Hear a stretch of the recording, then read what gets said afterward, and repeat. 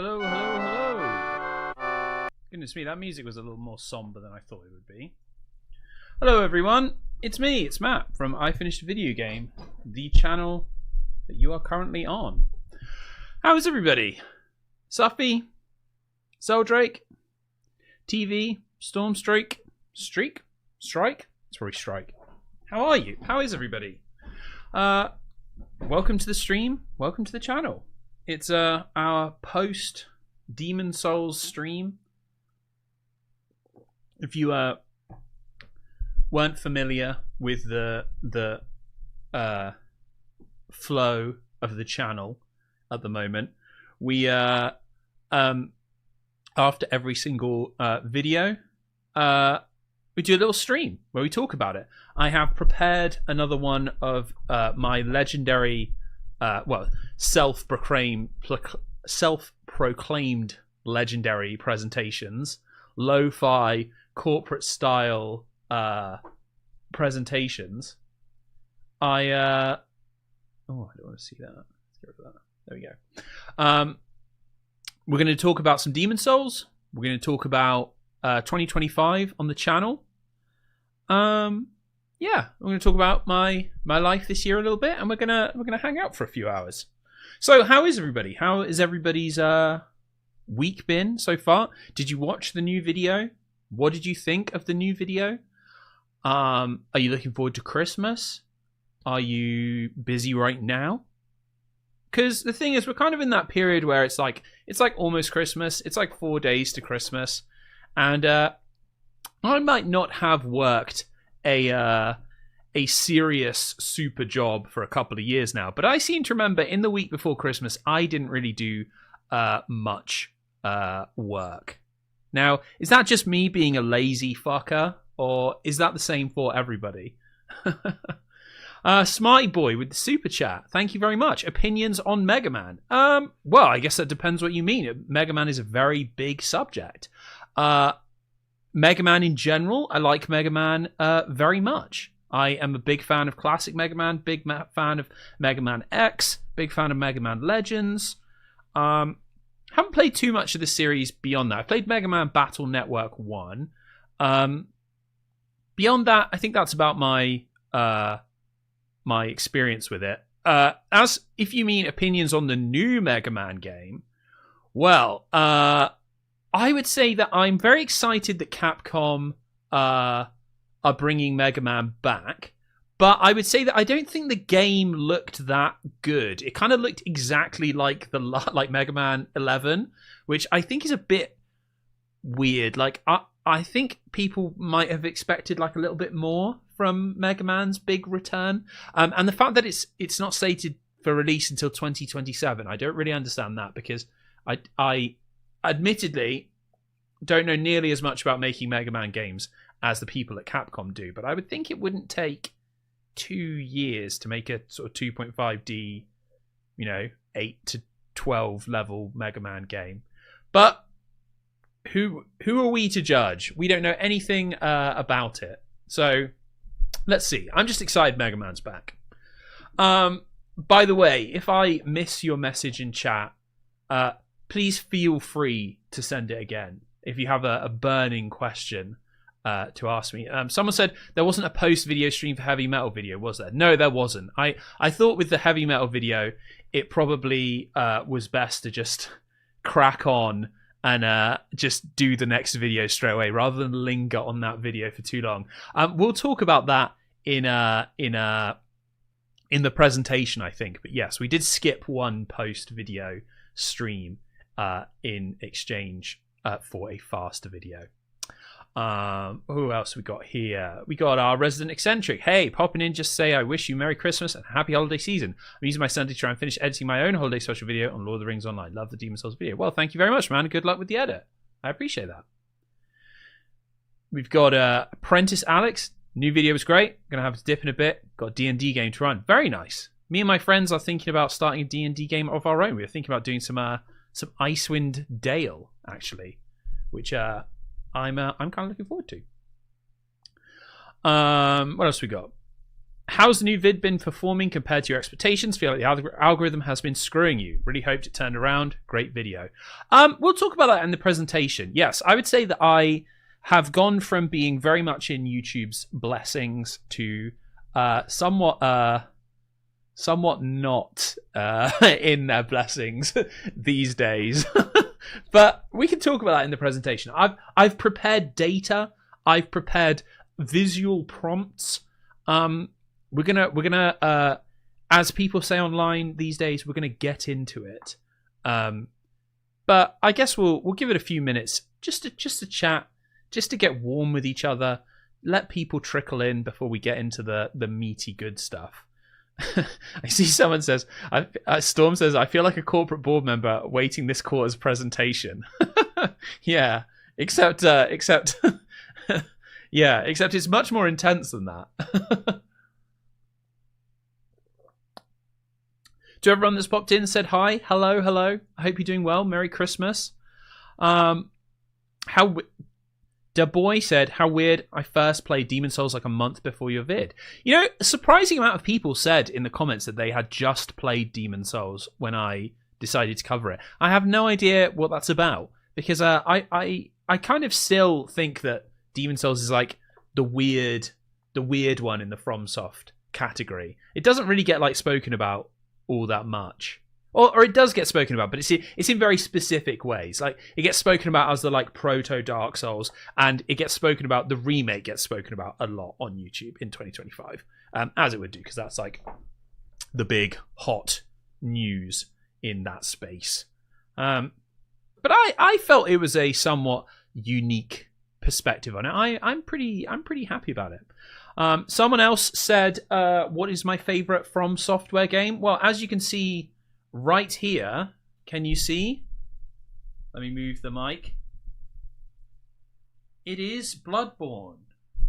Don't know if you could hear that. It is Bloodborne. Bloodborne's my favorite From Software game. I think it's got the you know, the pace of the game, very, very satisfying. It's got the gothic horror. It's got the Lovecraft twist. Sorry, spoil Bloodborne, but if you haven't played it, but it is quite old at this point.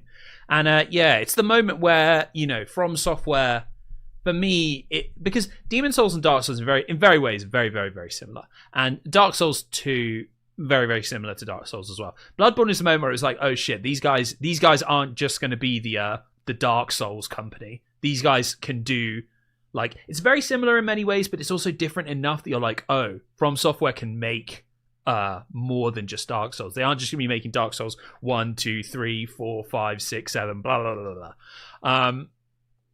I think that's the moment where, like, I was like, oh shit, these guys are fucking, they're on it. And the DLC for that game, whew, the Old Hunters, that's got to be one of the best DLCs / expansion packs ever made. Killer bosses, killer levels, all the weapons they added in, super good. Jesuo in the chat said, I feel culturally crippled not having access to Bloodborne. I would be honest, Bloodborne is worth buying a console for on its own. I would definitely say that it's worth buying a console for. It's that good of a game. I think it's a raw dog 10 out of 10. And a perfect example that I always give about why performance doesn't really matter, because by 2025 standards, Bloodborne is not a good performing game. It runs at 30 FPS, has some pretty harsh stuttering in it. Like, it's got loading screens everywhere. Yeah, if that game came out now, people would be like, what the fuck? Terrible, some terrible wonky build has gone into that. But it doesn't. It's still a 10 out of 10 game. So it just goes to show how little stuff like frames per second and loading times actually matter, because some of the best games of all time have terrible performance. Take Breath of the Wild. Breath of the Wild has huge frame problems, but it's still great. Still an amazing game. Ideas, they matter more than performance. That's why Alpha Protocol is so good. Demon Souls and Dark Souls have such a unique existential feeling. I've never felt so connected to any other game. Easily the best games of all time for me. Ron, you know, I can see that. I think From Software games have a the first one you play really sticks in you, doesn't it? It really gets your claws into you, and I think that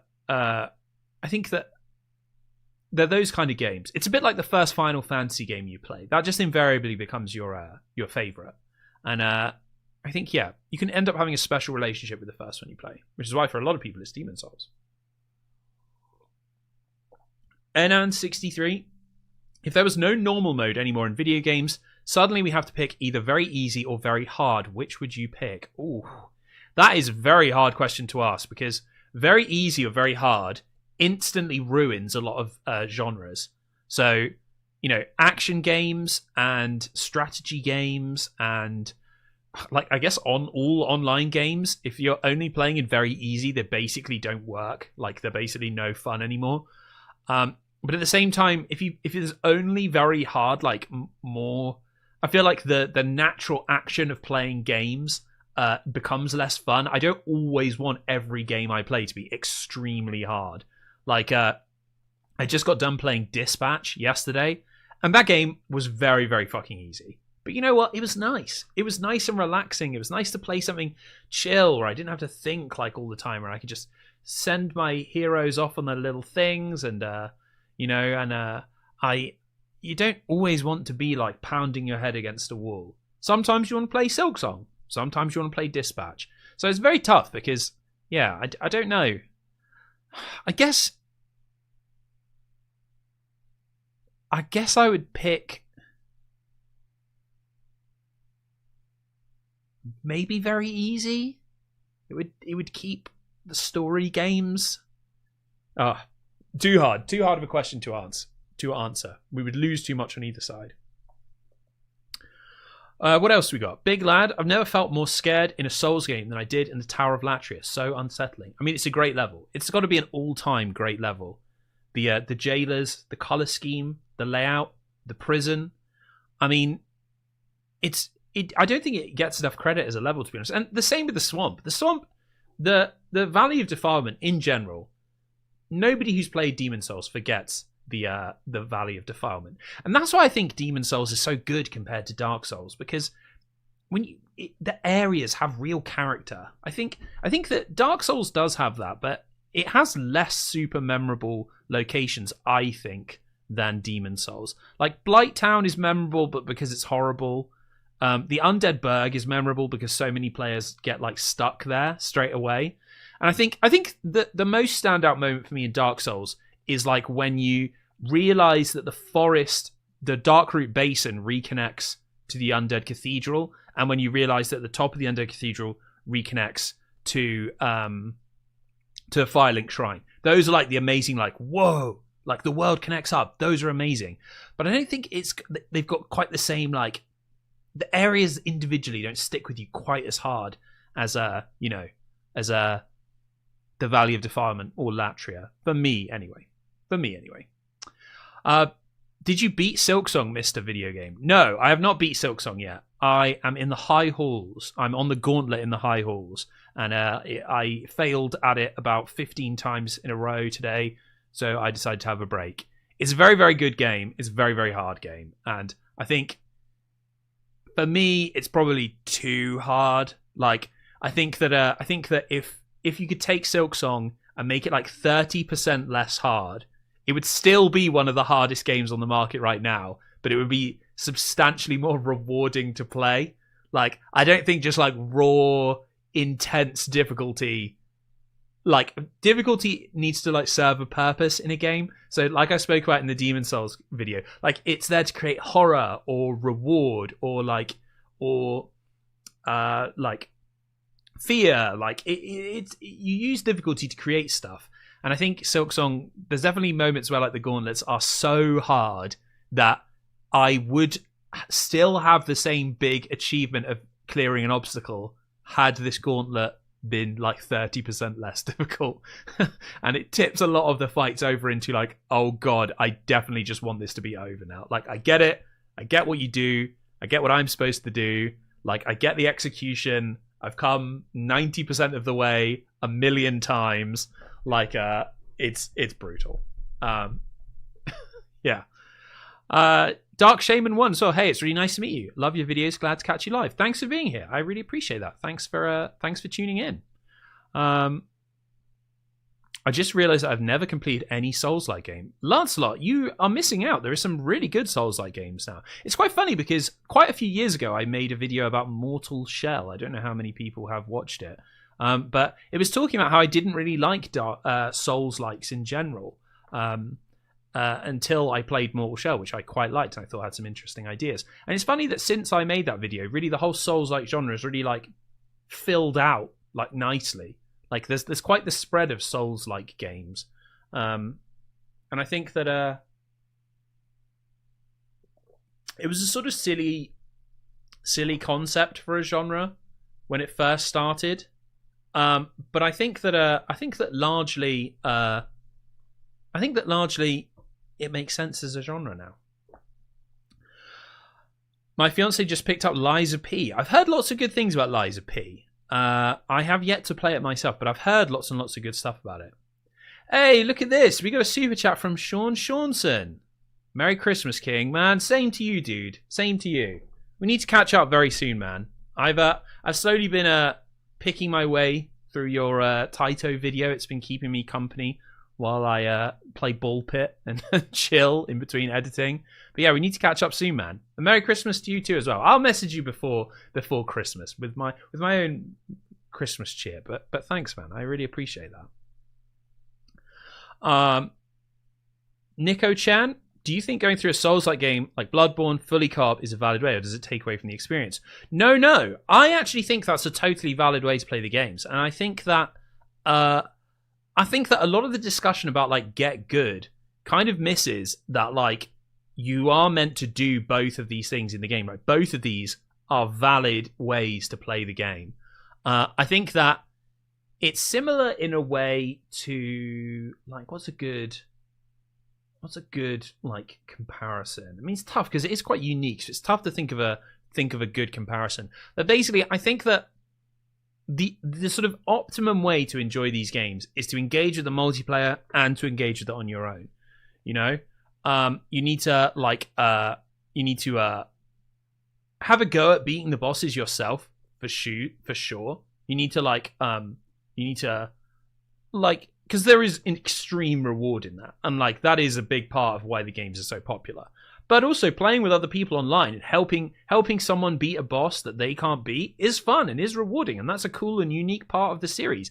And whenever I am playing a Dark Souls game, I always like jump in to help someone beat a boss or that kind of thing. It's fun. So I think playing them co-op is like a totally valid way to play the games. I don't think it like one is like lesser or more than the other.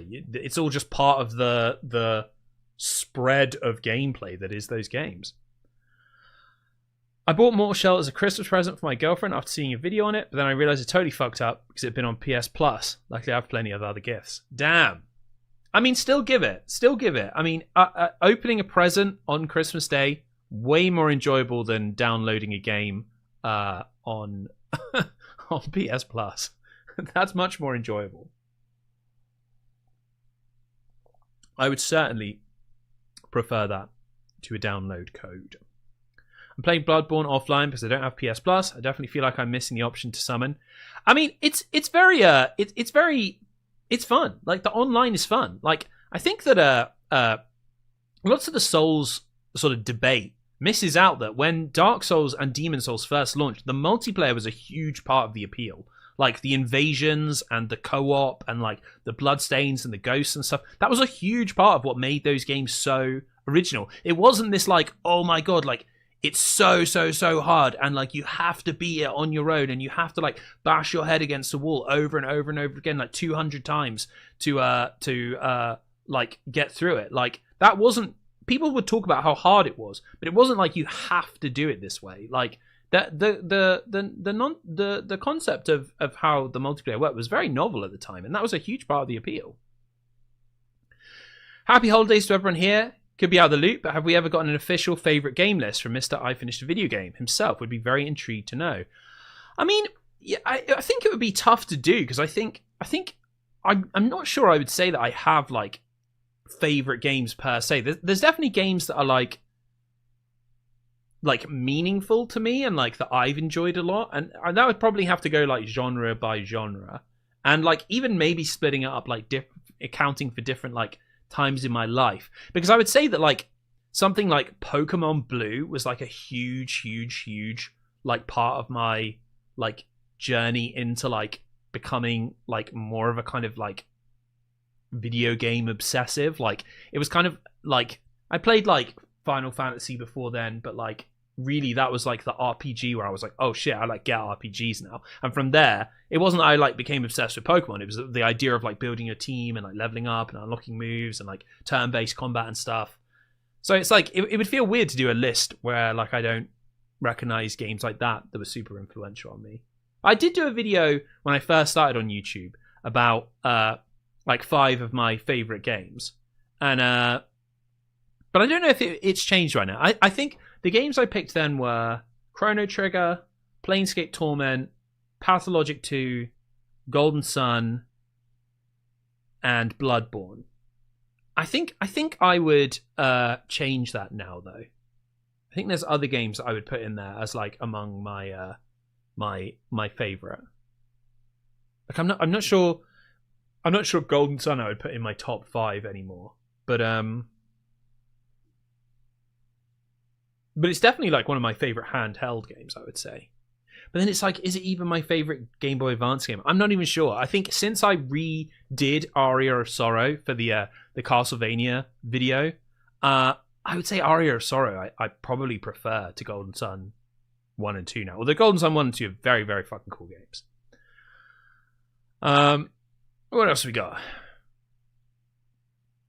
I remember that one? Tony Hawk, I think, was one of them. No, Christian Hansen. That was the Quickfire retrospective video.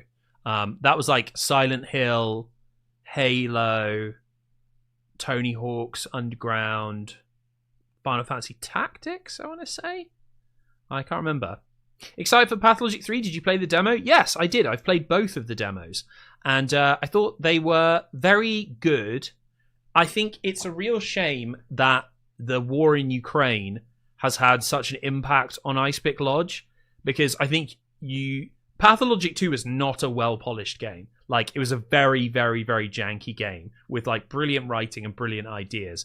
And I think that Pathologic 3 looks even more janky than Pathologic 2. And I think all the challenges with like the war and how it's affected like teams that are made up of like part Russian, part Ukrainian people and like working across that border.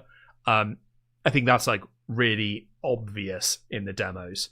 But I'm still very intrigued in it. The concept of Pathologic 3 is like super weird. It's like time travel city management game, but like it's in first person and you walk around the city. Like it's super weird.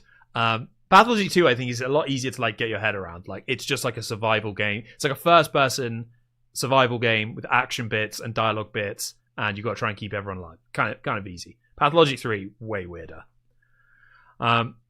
Any plans to deep dive into Vanillaware games? 13 Sentinels, Odin Sphere, Dragon's Crown, those are amazing games. I have played quite a bit of Odin Sphere. I've never played 13 Sentinels. I've heard only extremely good things about 13 Sentinels. I would like to play it at some point. I need to get to it.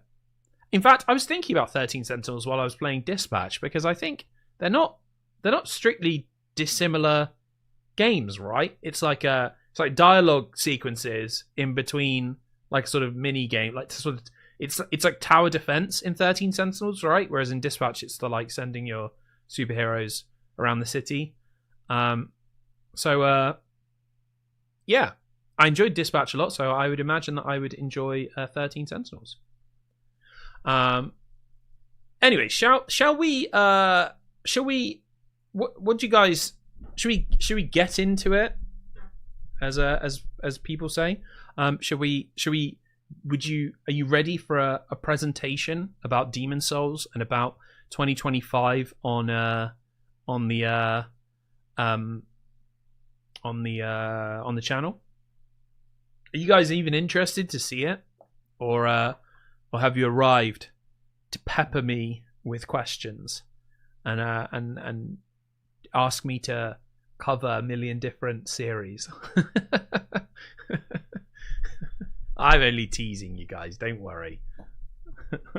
I wouldn't have hit the go live button if I didn't want to see just a little bit of that. But we are going to talk about what's going to come on the channel, so there will certainly be an opportunity to request future series. Anyway, let's get going. I need to turn this off. I need to get across to this. Oh, that's not right. Right. Is this your first live? Crazy to see you unedited. Sigma Ghoul? No, it's not actually. I actually stream a fair bit. I do a stream after every single video, and I also stream every single week on Twitch. I think I largely do a very, very bad job of advertising any of it, because I'm not sure anyone, the amount of people who come into the post video streams and say like, oh wow, that's what you look like, and I'm like, why am I doing such a bad job at communicating like who I am into my videos? Like, in fact, I was even on camera in the heavy metal video, and yet I still can't seem to sort of only my voice sort of penetrates out into the ether. Nothing else I do seems to really like draw people in. But you will now see why that probably is, because you've got to brace yourself for a presentation of the highest quality. Here we are. Welcome to the post Demon Souls streaming debrief, where we discuss Demon Souls and YouTube in 2025 and beyond. I hope you're ready for high quality images, for high effort slides, for lots of data, and yeah, everything exciting. I got you recommended this time. I only watched your last video, so maybe the mighty algorithm is on your side now. Let's hope so. Let's hope so. Right, anyway, let's begin. Let's begin. So, what's up with me? Let's begin with the personal side of things. There's good news. There's two good newses here. Two good newses and one bad news. I'll give it to you in a good bad sandwich. The good news is I have now had 6 CT scans completely clear of cancer, which means that I am now officially over a year free of cancer, which is great news, and I hope you're all happy for me. It seems like it was much closer than a year ago, where I was still going through everything. And yet here we are 13, well, I guess it's almost 14 months later, and things are looking good. Things are looking good. I'm pretty sure I definitely don't have cancer anymore, and I am beginning to feel like I will not get cancer again, which might sound like a sort of weird thing to say, but the truth is that even when you get the all clear, you don't necessarily believe that you are definitely done with it, because your chances of getting cancer again can be quite high. But the longer we go, the more months that pass with clear scans, with clear checks and stuff, the more I can start to believe that actually, you know what, I'm gonna be okay. It takes a long time, much longer than I initially thought, but yeah, we're going there, which is nice. Now for the bad news. The bad news is that even though I don't have cancer anymore, I have unfortunately done irreparable damage to my body during the cancer year, which is what these two pictures at the bottom are. This is a picture of a man who is very stressed. This is a picture of a woman / man having an endoscope ultrasound probe pushed down their esophagus.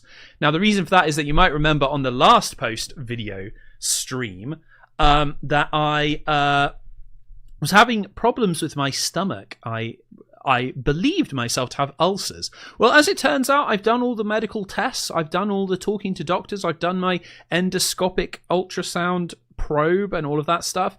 And it turns out I fortunately don't have ulcers, but I have unfortunately rather damaged the nerves in my esophagus.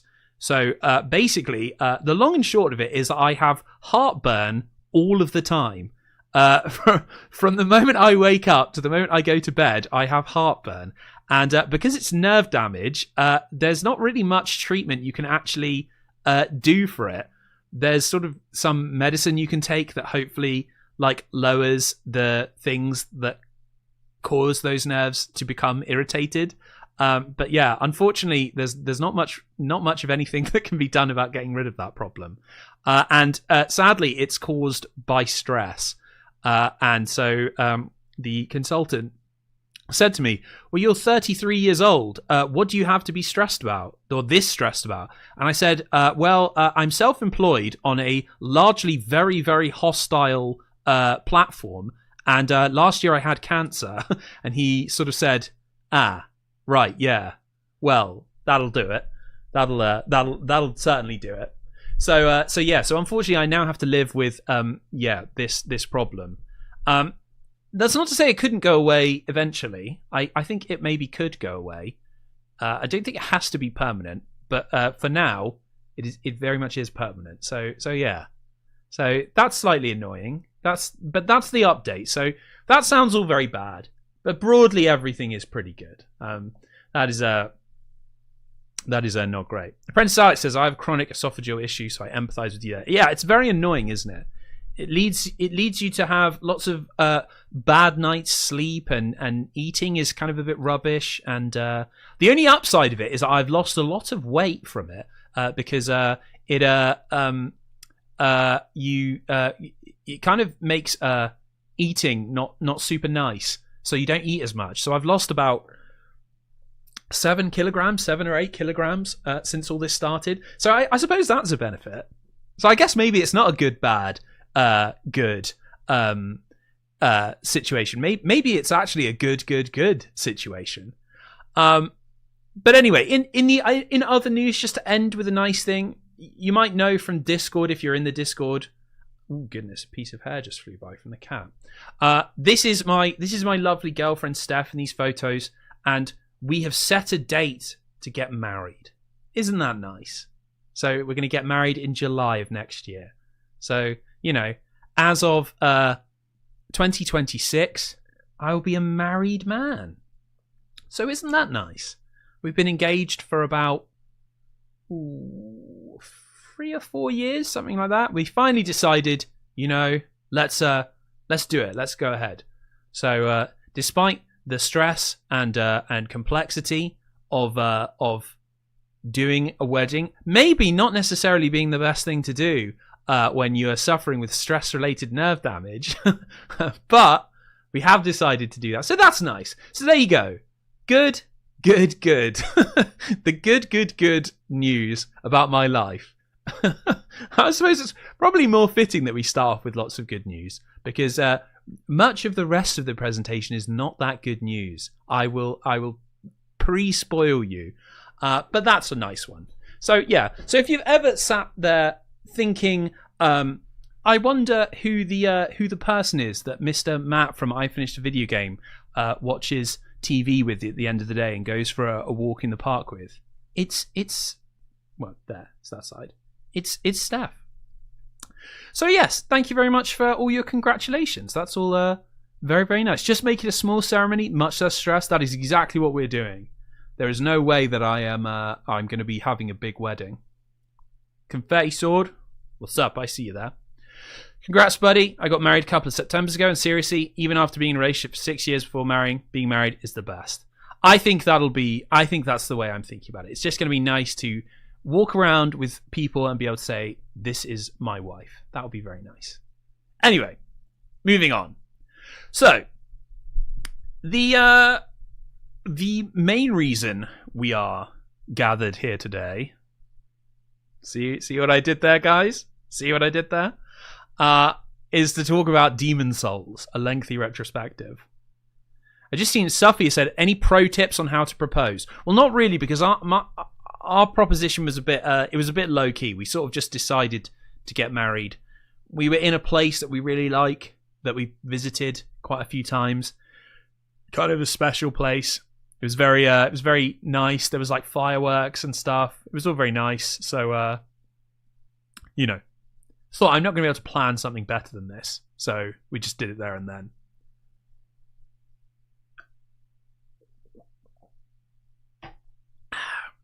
I got married 2 years ago after 11 years together. Feels nice, man. You will feel it too. Thank you very much, man. I appreciate that. I really appreciate it. So, yes, Demon Souls, lengthy retrospective. So this is the last video on the channel. It came out 1 week ago. And yeah, I broadly speaking, I am pretty happy with it.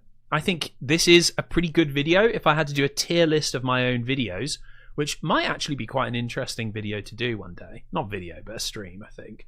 I'm pretty fucking happy with how it turned out. Why is that? Well, let's break it down into what went right and what went wrong with this video. Because it's always good to self-reflect, guys. Whatever you do in life, it's good to self-reflect and think about what was successful and what wasn't successful. And I think with this video, there was much more successful than there wasn't successful, if I'm totally honest. We'll start with what wasn't successful, and we'll move into what was successful in the spirit of keeping positivity. What I would say is that a criticism I would have is that I think the footage isn't amazing. I had real problems with wanting to record representative footage of the PS3 version of Demon Souls, and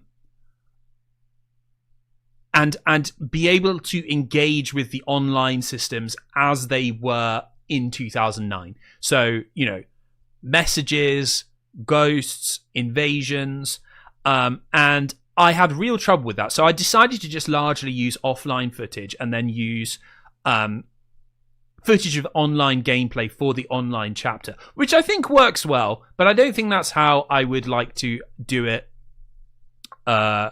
normally. Another question I have is whether or not you'll ever have a work cited, like sources where you get some of your dev history stuff. Royally Prince, it's all in the bibliography, my friend. If you click on the description of the video, there is a link to a large 5-page bibliography with every source that I reference in the script, including a short description of how they've been used in the script. And I've been doing that for about 2 years now. So be my guest. Go ahead and have a look through the bibliography. There's a lot of interesting articles. There's a lot of interesting interviews. Yes. I did see some mouse cursors in the video. Damn! That should have gone in the what went wrong. I'm always very careful to get rid of that. But yeah. Footage, I think, could have been a bit better. Also, someone raised a really interesting point about Shuei Yoshida in the comments long after I had finished the script, which is that there's a very interesting sort of line of inquiry of thinking that Demon Souls would not necessarily have been successful as it was if Sony had backed it. I think that the fact that they didn't back it and it became this pure grassroots breakout has actually contributed to its sort of infamy and its like fame over time. And I think had they published it in America with just like a tiny marketing budget where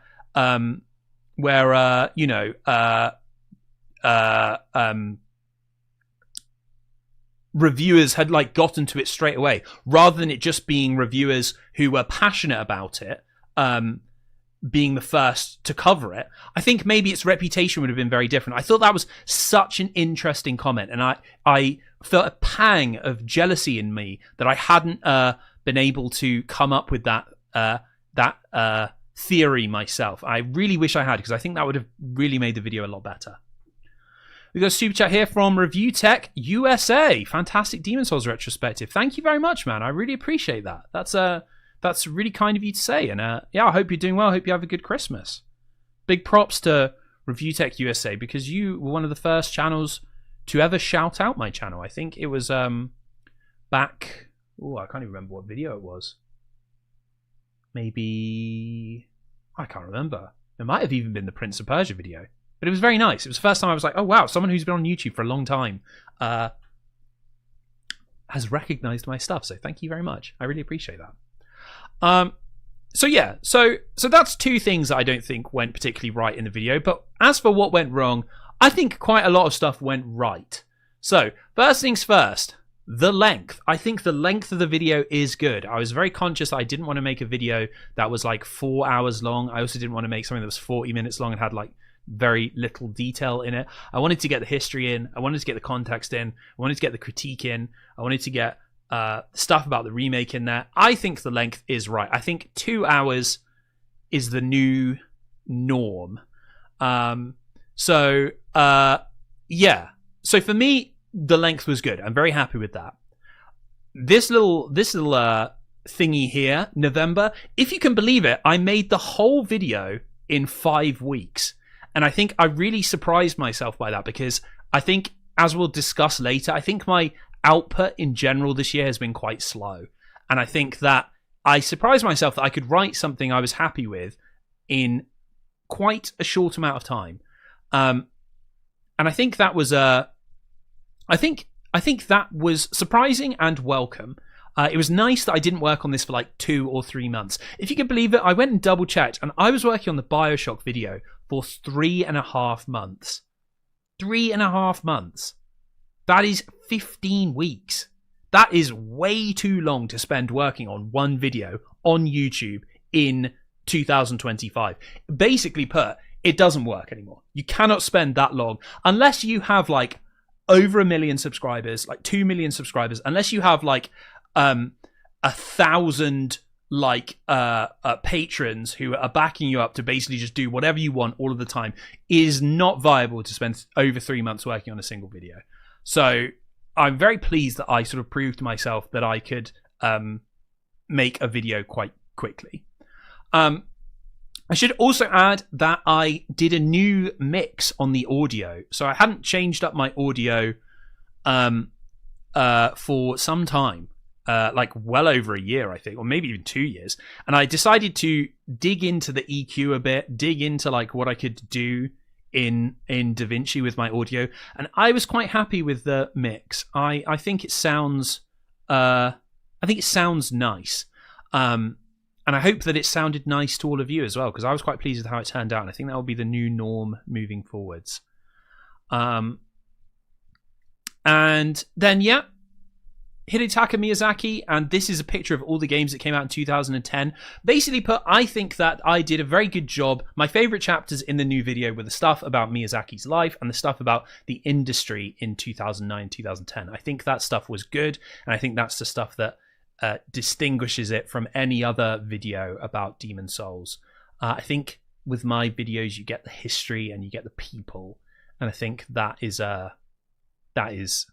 nice and different, and I'm really pleased with how that stuff turned out in the video. I think the critique stuff is fine. Like, I think the chapters about difficulty, and I think the chapters about like the online and stuff, I think they were good. I think the problem is because it is quite a well-worn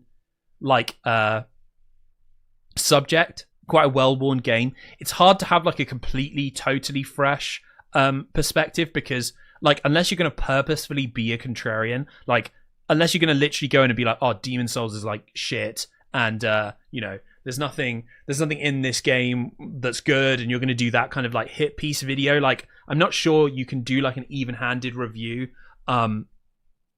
without ending up on some similar points to points that have already been raised in other videos. But I think that this is the stuff that really makes it a good watch. So, yeah.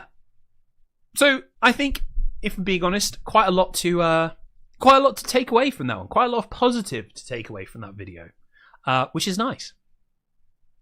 So let's talk about the comments. Let's talk about some of the points that were raised in the comments. One that really jumped out at me was that quite a few people said, why did you not talk more about Kingsfield? Why didn't you bring up Kingsfield more when talking about the ideas beneath Demon Souls? Why did you just talk about it in the context of From Software and not in the context of Demon Souls and Miyazaki? And the truth of the matter is that, speaking of being a contrarian, I don't actually think that Kingsfield did influence Demon Souls all that much. And I think that, if I'm being totally honest, I think there has been a trend of people on YouTube drawing a through line from Kingsfield 1 to Dark Souls just because they're from the same company, and without actually thinking about what do these games truly actually have in common. Because yes, they're both dark fantasy games. Yes, they're both challenging and confusing, but those are very, very, very vague things to say that there is a genuine sort of design connection. You know, having the Moonlight Sword does not mean that the games share like a development history. So I would say that here I would like to raise a few counterpoints to that. So I would say that, for example, on the team that worked on Demon Souls, none of the lead programming team or the lead team members reporting directly to Miyazaki worked on any of the Kingsfield team. They any of the Kingsfield games. They were largely taken from the Armored Core team. Madge, what's up, my friend? Hope you're doing good, man. I hope you're doing well. Please don't take this as a attack on you. That's definitely not what I mean. What I mean is it's more on it's more of an attack on it's what it is it's more of an attack on people thinking that From Software making Kingsfield matters more than Miyazaki making Armored Core 4. That's the way I would say. That's the take I'm trying to put forward in this section. That if we're looking at the lineage of Demon Souls specifically, I would say that Armored Core 4 matters more than Kingsfield 1. Although arguably not, because there's no way that From Software would have even got the contract to make Demon Souls had it not been for Kingsfield existing. So potentially, like, that is a little bit of a silly thing. But yeah, that's my point. But anyway, as given by the fact that if you look through the team that made Demon Souls, very few of the staff actually worked on Kingsfield as well. So it's not like it was the Kingsfield team coming back together to make another game. Of course, as discussed in the video, Miyazaki wasn't even at the company when those games were being made. I would also like to add that I think that something we often don't talk about is that I think a lot of the Kingsfield ideas are very similar to ideas that are in Dark Souls, but I wouldn't say that that's similar to some of the ideas that are in Demon Souls. So, for example, a lot of people say in Kingsfield, okay, there's like a big sprawling world you can explore, and like you have to sort of do navigation, and the game doesn't give you much like hand-holding and stuff. But that's certainly true of Dark Souls, but that's not really true of Demon Souls. Demon Souls is actually like has a lot of clarity about where you're supposed to be going and what you're supposed to be doing. And you know at all times I can go to these levels, and most of the levels are there are a handful of levels where, like the prison, the swamp, where it's less clear about where you're meant to be going. But the large majority of the levels, it's a clear pathway from A to B. And I would say that's quite different to the way that Kingsfield is designed. Honestly though, yeah, Kingsfield DNA is way more prevalent in Dark Souls as opposed to Demon Souls. Exactly the point I'm raising. And I would say that I think to me it strikes me as similar to what I said at the end of the video, in that Demon Souls often is like left out of the conversation when it comes to From Software's lineage, because really I would say that a lot of those ideas in Dark Souls, to me, you could arguably say that it's more that they're a reaction to Demon Souls than they are of a conscious decision to take ideas from Kingsfield and put them into a more modern From Software game. For example, to further back up the point, during the press for Demon Souls and Dark Souls, Hidetaka Miyazaki does not mention Kingsfield once at any point. He mentions wizardry like a whole bunch of times. You know, he doesn't actually bring up Kingsfield ever. And there's no point in any of the marketing for Dark Souls, where it's like, from the makers of Kingsfield or anything like that, there is really no effort by From Software to create any kind of link between Kingsfield and the later Souls games, really at any point. And I think that were it a conscious decision for them to take ideas from Kingsfield and put them into Demon Souls, that would surely someone at some point would say something. Someone would say, "Oh yeah, we looked back to the days when Natoshi Zin was calling the shots, and we wanted to make something that threw back to the company's earlier days." But they never say anything like that. They thought they were making something completely new. So I would say that is my response to all those comments. I would say it's not that there is no value to be found in looking at From Software's earlier games and drawing comparisons to the stuff that they would later become known for, because there obviously is value in that, and people do that a lot, and it's very, very interesting. I think the question is more, can you do a video about Demon Souls without talking about Kingsfield? And I think that the answer to that is yes, because the story of Demon Souls only really connects to the story of Kingsfield in that they were made by the same company. But really, the development of one sort of didn't really impact the development of the other. Anyway, on to the next thing. The next point. Comments. The remake. So I would say the biggest point of contention, I would say, in the video and in the comments has been about the Blue Point remake and about how do we talk about this game moving forwards.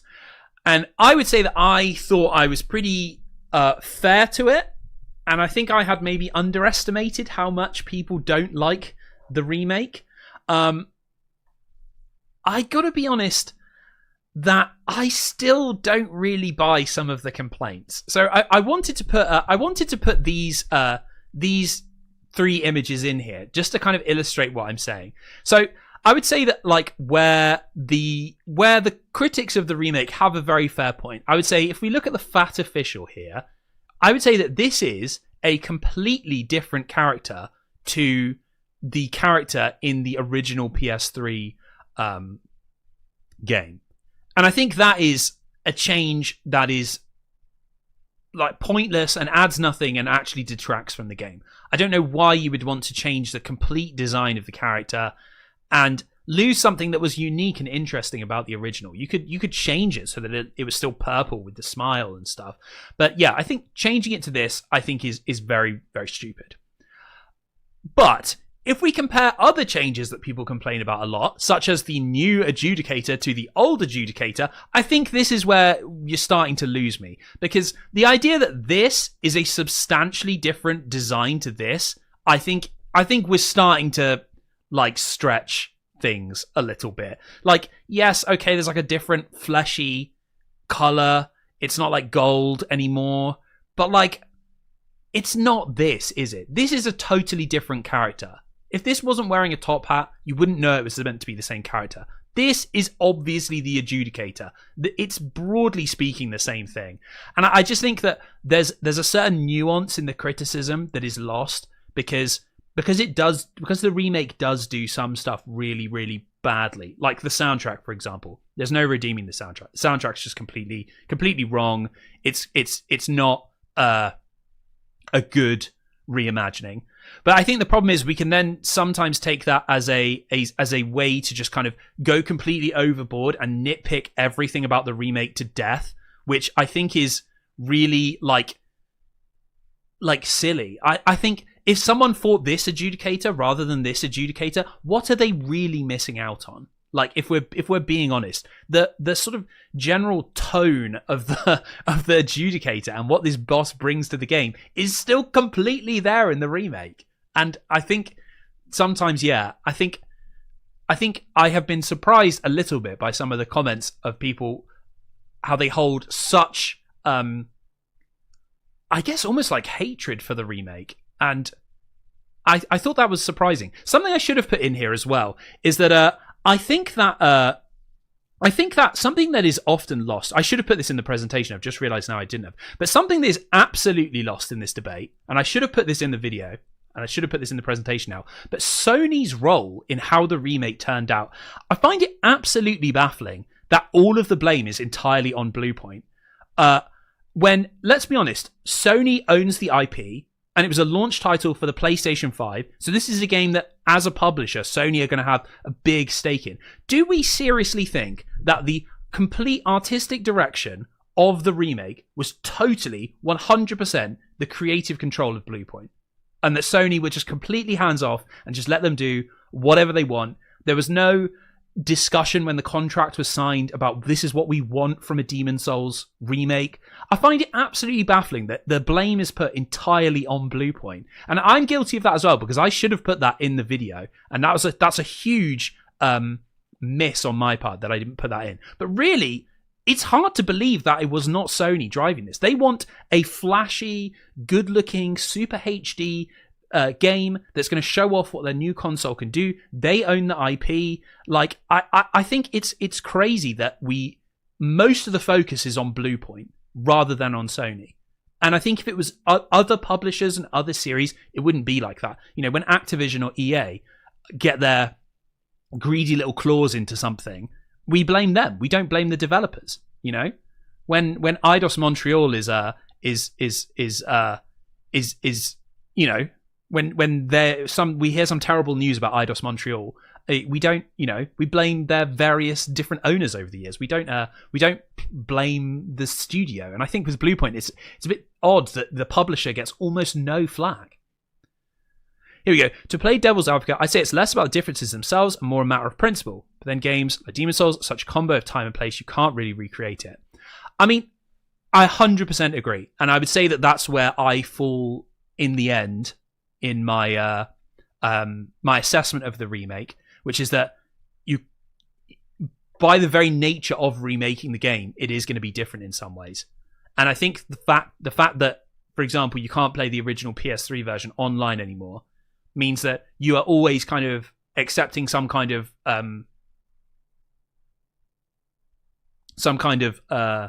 like loss in your experience when you go to play Demon's Souls in 2025. Either you play the remake and the art and the music aren't right, or you go and play the original and you can't play online. And that's a huge loss because the online elements, no matter how much people want to play them down, the online elements are an important part of what makes Demon's Souls what it is.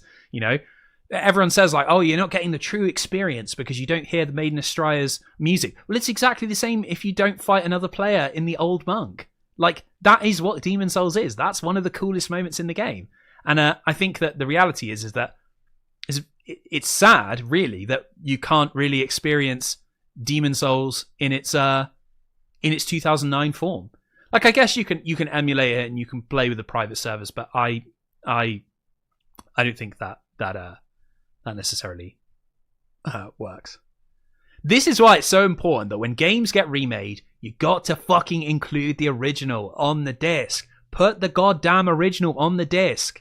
People will still buy the remake. I don't get why this hasn't become normalized, and I don't get why there's not more pressure for developers to do this. When you remake a game, let people see the original as well. I find it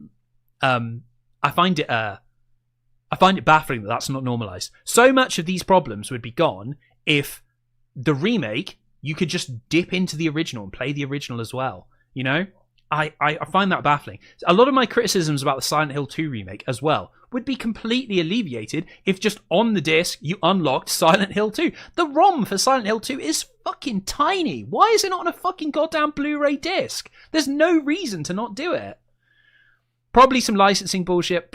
You're probably right. Although I think in the case of Demon's Souls, there's less argument because Sony owns that shit top to bottom. And they definitely could have done a way to say, here's the new Demon's Souls, and then we're also going to honor the past, and we're going to include an emulated version of the original. Even if it's a bad emulation version, it's still allowing people to access it, you know? And it's very frustrating that that's not normalized, you know?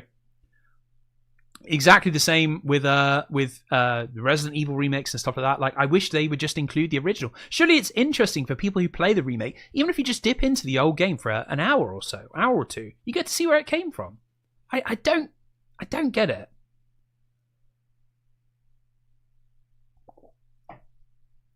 What are your thoughts on digital versus physical games? I mean, it's a tough one because I think the decision there has been made broadly for us. Like, I think the companies don't want to do physical games anymore, and I think we are broadly going to have little option but to move with it. I mean, you only need to look at the Switch 2 and the game cards and all that nonsense, and it's just like, yeah. I mean, you just look behind me. I love physical games. I love owning physical games. I love taking a box off the shelf, opening the case, getting the game out, putting the game in. That feels like part of the experience. But I think that experience is going to be taken away from us. I don't think publishers and, to be honest, even devs really. I don't think devs massively care about that either. I think it's like that's like a collector enthusiast thing, and it's sad that that's going away. Sucks. It really does. Anyway, on to the next thing. So I thought this would be interesting as well. I did think about including this quote in the original. I thought it'd be interesting. I didn't want to be too inflammatory, so I kept it nice and neutral, because at the end of the day, that is my actual opinion on it. But I thought this is a very, very interesting quote about the Demon's Souls remake that I would like to read to you right now. So this comes from one Hidetaka Miyazaki. Now, let me read. The quote goes like this. Demon's Souls, well, this is the question, and then his response. Demon's Souls was the start of that journey for you, of course, and we've seen it rebuilt by another developer, without your direct involvement. What is it like to experience the re-release of a game you originally worked on over a decade ago? As you say, I was not directly involved in it, and I haven't actually played the Demon's remake.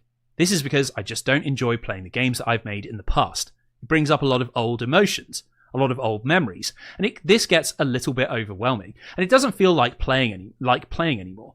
So I've not played the Demon's remake, but I am very glad to see it get this fresh look, these brand new current gen graphics. It was an old game, so to see it get remade in this way and have new players playing it was obviously something that made me very happy. It was a rough game back in the day, with a relatively rough development, so I was anxious that new players would not enjoy it in the same way. That was a cause of concern for me when it was re-released, but you know, in the end, I'm just happy to see the reaction and happy to see people enjoying it. One thing that was really fun was seeing Bluepoint Games come up with things we didn't consider, and to approach certain elements of the game, its visuals and its mechanics, in a way that we either couldn't or didn't back in the day. So to see them researching and applying these new thought processes and new techniques, this was something that was really exciting and interesting for me. Now, I've got to be honest, that isn't just a PR statement from a guy who has to be positive because it's, you know, a game that he made from a publisher that he still works with. That, let's be honest, what that is someone who likes what he saw. Now, I've got to be honest, I think this is like, we should just, the debate needs to just like chill, you know? This is a very corpo style answer, to be honest. I don't agree in the slightest. I don't think that sounds corpo. He's literally saying he didn't play it. You know, the corpo style would be like, oh yes, well, you know, like, it's a game that's very close to my heart, and I think that, like, you know, whatever Sony choose to do with it is you know, within their right, and I respect that, and I hope people enjoy it. Like, he doesn't need to go into like that. It's quite a long answer, you know. Like, this is 2 quite lengthy paragraphs, you know, on top of him saying, yeah, I didn't fucking play it either. You know, I just think that it shows that we need to just like, the debate around this game needs to chill a little bit, you know. I think in reality, if authorial intent matters so much, which is why you cannot play the remake, which is why you must only play the PS3 version, because we must experience the pure vision of Miyazaki, and we can that can't be sullied by anyone else who might think they know better Demon's Souls. Well, here he is literally saying it's okay. Here's him literally saying that he liked it and he found it interesting. I think that it's just, you know, we just need to chill a little bit, you know. As I said, if authorial intent matters, then here's the author saying it's okay. Can you speak to the gameplay changes from the remake? I feel like that was missing entirely. Movement inertia was added to the remake, which made dodging some attacks from bosses without rolling impossible. My friend, I don't think that is missing entirely. I speak about 8-way dodging. I speak about, I talk about that in the video. I say that it changes the feel of the game, and that for some people that's a welcome thing because they want something more akin to, Sekiro and Bloodborne, and maybe going back to that old version doesn't work for them. But the reality is it's different to the PS3 version again. I do acknowledge that there are gameplay differences. I just also don't think... I also say in the video that I think that the what makes Demon's Souls great is not the minutiae of its design. It's the broad strokes of its design. It's the online systems. It's the way the difficulty works. It's the dichotomy between full health, creating danger, and then having half health when you die. Like, it's not understanding the systems and having to work them out to yourself. It's the unified currency. I don't think something like movement, like inertia on the movement, it's such a granular thing. I don't think that when you make a recommendation to someone about why they should play Demon's Souls, that would even ever come up in a conversation. You're going to talk about the old monk. You're going to talk about Latria and how freaky it is. You're going to talk about, oh my god, there's this level where like you go into the swamp and it poisons you, and when you can't roll and it like completely fucks you up, like, and it's so cool because I made a priest and I could heal myself and I didn't have to get as much healing and stuff. Like, these are the broad strokes of what make it so special. I don't think a weapon having a different moveset like changes all that much about what Demon's Souls is, if that makes sense. That's kind of why I don't go into the gameplay too much, because I honestly just don't think it makes that much of a difference. But anyway, I think I'm glad that I could do all this in the presentation, because it's a very contentious issue, and I wanted to get some of my opinions across a little bit more clearly than maybe I did in the video, and then I would like to, I guess, leave it from there. I suppose. I think that the remake, don't get me wrong, the remake does some things very, very badly. I think broadly speaking, the art changes are not amazing. I think that the changes to the music are terrible. I think that I think it's unambitious, if I'm honest. Like, I think they could have had ambition to do more. Like, what would a Demon's Souls DLC have looked like? I think that could have been cool. Like, their scope, what 6th Archstone? Like, that would have been cool. Like, there was a real opportunity to do something interesting and different there. And yeah, I think it's not that exciting of a game. It's exciting visually, but in 10, 20 years' time, when the visuals aren't cutting edge anymore, like, which game will people play? They'll play the PS3 game. That will be the original. That will be the one people go to. I don't think it's a perfect game. I don't even think it's like a ringing endorsement, but I think people can go over the top with their criticism of it. So that is that. So let's talk about how the video did. I promised you nuts and bolts. Let's talk about nuts and bolts, shall we? Basically, I think there's some weird stuff with my channel, if I'm going to be honest with you guys. I think there's some weird stuff. Also, I've just realized that this is like really high. I should probably put it down there. That's a bit better. Yes, so basically, hip hip hooray, the video did much better than the heavy metal and video games video. There's no doubt that is true. The video did much, much, much better.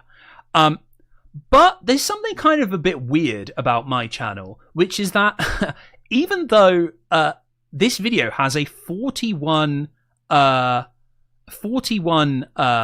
minutes average view, which is very, very long, YouTube considers that to be not good. I think I am slightly a little bit kind of a bit like in a bit of a tricky position, because I think my average view times of my videos can be very, very, very high. Like, they can be like well over an hour. And I think that, I don't know how like intelligent the ranking system is on YouTube, but I do wonder if maybe I'm sort of a victim of past success here. Is that the right way to put it? In that, like, a video that has an average of like 1 of 40 minutes is like, that's extremely, extremely good. 87,000 people watching 40 minutes a pop. Like, is that not exactly what YouTube wants? but I'm not sure it is. And I the honest truth is I don't really know why. So I would say that the video has done okay. Like it's done all right. Like, but it's not. Well, here's the thing. Rare has just said maybe it's proportional to the length of the video itself. That is possible, but then that would still be like, that's still over 30% of the video, which is still very, very, which is still quite high. You know, I've had videos where it's been much lower than that. Do far better. The honest truth is, I think there was once upon a time there was a time where I felt like I sort of understood what YouTube wanted from me as a creator, and even though I was making what I wanted to make, I sort of was like, okay, YouTube would want this though. To be honest, nowadays I have absolutely no idea. I don't know what makes for a successful video on YouTube. I don't know what makes for a bad video on YouTube. I don't really know anymore. And I've kind of given up trying to guess at it. Because I would have thought from those stats that the video would be, you know, pretty decent. Like this is a video that's going to have, you know, a couple of weeks worth of legs in it. The reality is that it's largely stopped getting views already. And so yeah, I don't really know what the deal is with that. And I don't really know what to do about that, or what to change about that. Because if you remember that when we were talking about what I thought the video did well, I thought it did quite a few things well. So I'm not strictly sure. I'm not strictly sure. So yeah, that kind of brings us on to the next slide. Which is this. The year, more broadly. I think it's been a weird fucking year for my channel. Like, a super, super weird year. I think I probably had one of the weirdest years that anyone has ever had on a channel with over 200,000 subscribers. I'd be amazed if there's anyone out there who's had a channel like my 2025. Now, this little graph that I have made for you all, this is the scale we're using. Over here is a woman who's very, very happy. Over here is an average smiley face. Over here is a woman being sick because she's doing not so hot. Now, the reality is that I made 5 videos this year. 3 of them did very, very, very average. One of them did extremely bad. Extremely bad. This video got 53,000 views. That is so bad by YouTube standards of a channel of where mine is. I was a bit disappointed because I think this is a cool video. But then the problem is, if we swing all the way down to the other end of the graph, we have a video that has 1.1 million views. This video has almost 1.2 million views as of the presentation of this stream. What is going on when within 6 months I will make one video that has over 1 million views and one that has barely even 50,000? It's baffling. They're not that different. It's extremely strange. And so this sort of clues you into why I am sort of just given myself over to a miasma of confusion about what I am supposed to make moving forwards. What do people want to watch moving forwards? What lengths people want, what subjects people want. It is very, very, very very, very strange. So yeah, very odd that I have had one booming success and one abject failure. And I think that if it was more that, like, let's say if this one is, I can see people saying like stuff like I think bad video games is a broader topic specifically than heavy metal. You're absolutely right. You're absolutely right in saying that. And the reality is, if we're trying to be logical about why this has happened, that's the answer. I think the trouble is the swings for me. The swings are what gets it. Like, I think, were this one to have, like, say 100,000 and this one to have like 80,000, that might make more sense to me. If these were in a sort of more of the middle, like, you know, like a 200 to 300, this is like a 600, this is like a 100, that might that might sound, you know, more correct. But 1.1 to 50, that is a big swing, and that is very strange. Yeah. So it's been an odd year. I think I can see people in the chat as well talking about like sort of like the concept of clickbait and like thinking about getting someone to click on a video, that sort of thing. It's a tricky one, isn't it? Because yeah, I guess I could make the videos more clickbaity, but it's like I don't know. Is that the right thing to do? Like, I don't know if that's why people come to the channel, like to be tricked into watching a video. I don't know. It's a tricky one. But anyway, I thought you'd get a kick out of that graph all the same. Oh, look. So let's talk about the future. So what I think is that given if I want to stick to making what I want to make, and I don't want to just chase, like, I don't want to just do like, oh, I'm going to make videos because they'll do good on YouTube. Like, I still want to stick to doing the stuff that I'm passionate about. I think that the best change I can make moving forwards is to make more videos. I think this is the graph of the year, and I think this, if I'm being brutally honest with myself, I don't think this really works in 2025. I think that there should be, you know, another 2 at least in here, if not 1 in here. I think that the reality is that I think I need to make more videos. I think being able to make the Demon Souls video, a 2-hour long video that I'm quite happy with, you know, in 5 weeks, I think that is the evidence that that making more videos is actually totally possible. And I think that's going to be the strategy that I'm going to pursue moving forwards. I'm not going to abandon any of my sort of, you know, morals. I'm not going to start doing clickbait. I'm not going to start chasing trends. I'm not going to start, you know, abandoning the things that I actually like about why I do this. But I think increasing the output, decreasing the length slightly, I think that can only be healthy for the channel in the long run. I think that expecting people to be clued into a channel that only releases 5 videos in a year, I don't think that's viable for in 2025 for a channel of my size. I think it's viable if you have 1 million subscribers, you have 2 million subscribers, you have an absolutely giga big Patreon. I think for a modest sized channel like my own, I think I need to be out there more. I need to be, you know, I need to be more present, more visible. I think that having, you know, videos out there more often can only help. It will only get my work in front of people more often. It will only get it in front of more eyeballs. It will cover more topics, you know. So I think that that's the way to do it. So I think that's the strategy that I'm going to pursue over the next 6 months, I think. So yeah. So the hope would be that I can make, you know, 3 or 4 videos over the next 6 months. You know, hopefully get on to make double the amount of videos that I made this year without dropping the quality. And I think that's totally possible.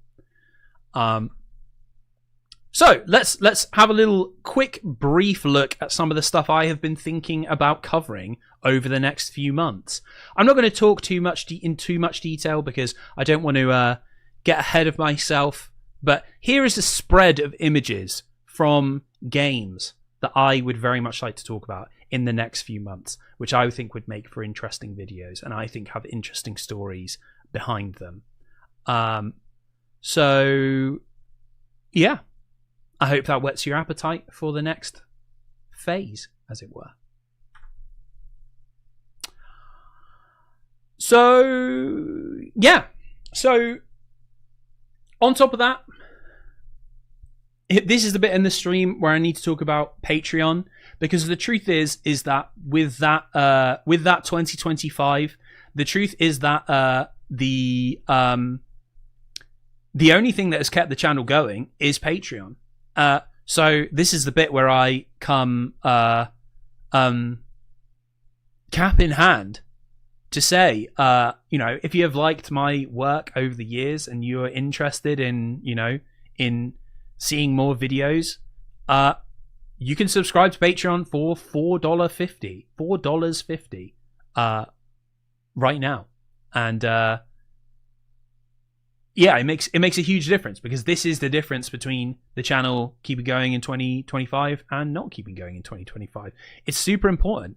And I'll be honest, if you find it sort of, unpalatable that I have to talk about Patreon as much as I do moving forwards, I got bad news for you, my friend, because this is only going to become more common and more of the norm on YouTube moving forwards, because the reality is that Patreon is the way that niche channels stay alive and stay active. And if you don't like it being spoken about, and you find it, what's the right word? You find it sort of unpalatable that me as a creator, I have to say, like, if you support my stuff, please think about following it on Patreon. Like, please think about throwing some money my way via Patreon. You got to get with the times, man. It's not 2020 anymore. It's not the height of the pandemic. It's not pre-apocalypse YouTube. Like, the era where you get high quality, high effort content online totally for free, that is disappearing fast.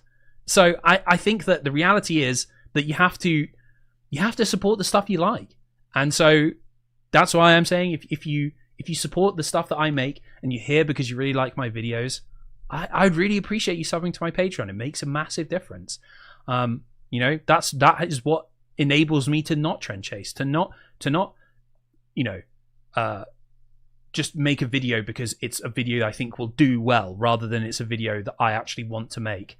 The reality is that Patreon is the difference maker. Without Patreon, there basically is no I finished a video game in 2025, in no 2026. So yeah, if it's something you're on the fence about, if it's something that you've thought about but you haven't done yet, yeah, give it a shot.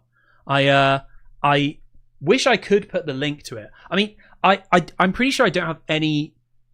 Oh wait, Francesco, would you be okay to put the link to the Patreon in the chat, if that's possible at all?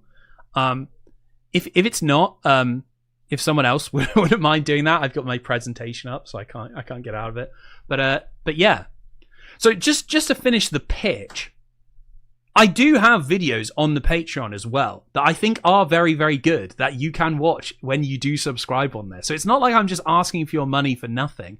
At the moment, there's 4 videos on there right now. Each one of these videos is a fucking hour long. There's a video about licensed games that should not be. Licensed games that came out of like strange videos. There's a full video about the history of Free Radical, the makers of Time Splitters. There's a full video about Arx Fatalis by Arcane. There's a full video about the development of Chrono Trigger. That is all on there. So yeah, you do get something for it. I'm not just asking for nothing, I try and keep it good value. And I'm currently working on a new one right now, where I am reviewing and ranking every single game that I played in 2025. And as you can see over here from my backlogged, that's a lot of games, I played more games this year than I do normally.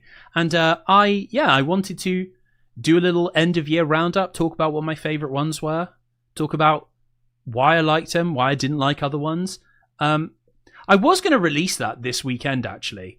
But I've decided to delay it actually until just a little bit later in the month, just because it will give me some time to finish off some of the other games I've had sitting on like 95% for like months. So yeah, there is a. So yeah, so that video will be going live in like 2 weeks' time, I should think. So yeah, there'll be 5 videos. So think about it, that for $1 you get a video per dollar you spend. So that's pretty good. Last thing, Twitch. So you might recall that I stream on Twitch. I said right at the start of this that I stream over on Twitch as well. I'm going to do a little experiment next month. I'm going to start streaming 2 nights a week, because I think at the moment I've been streaming 1 night a week on Twitch. I wonder if maybe 1 night a week isn't enough to have like a proper, cohesive, sort of have good continuity between the streams. So I'm gonna go up to streaming 2 nights a week in January as a little experiment, just for 4 weeks. See where we get to. See what happens. See if I'm enjoying it. See if people are enjoying watching it.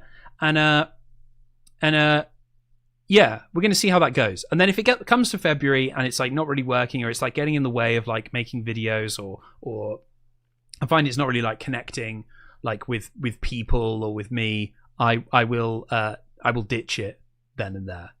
But yeah, so that's a little thing to look forward to. I think there's like a link to the Twitch somewhere. I don't know, but yeah, that stuff's there, and that'll be pretty fun. And now for the final bit of the presentation, I will now be taking questions. So feel free to ask away if you have any questions. I will answer as candidly and as honestly as I can do. Yeah, thank you for sitting here and enjoying my my lengthy presentation about the state of my channel, and about the state of YouTube, and about where the fuck things are at. I hope it was interesting, and I hope it was insightful. I